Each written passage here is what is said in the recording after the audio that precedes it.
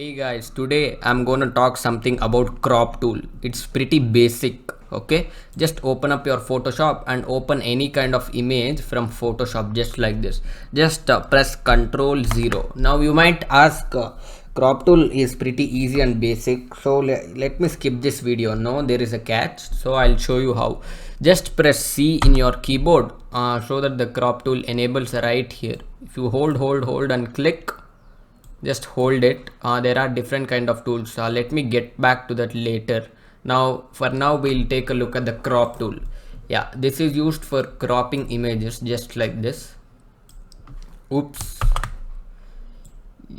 Yeah, just like this. Just press enter. See, you can easily crop images.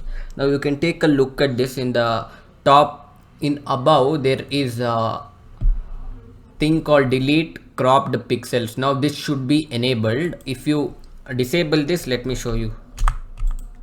If you disable that, your pixels will not be deleted. See, you can just move the photo in this manner. You can adjust the photo.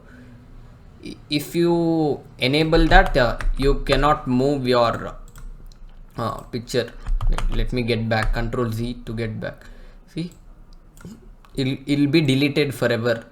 This part of the photo in the light gray side will be deleted forever. Press V to get back to your move tool. See, you can't move that. This is what crop tool does.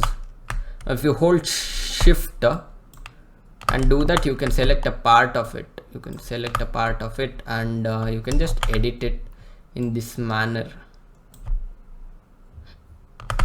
If you hold shift, even you can rotate it. Yeah, you can take a look at this. You can even rotate it. See?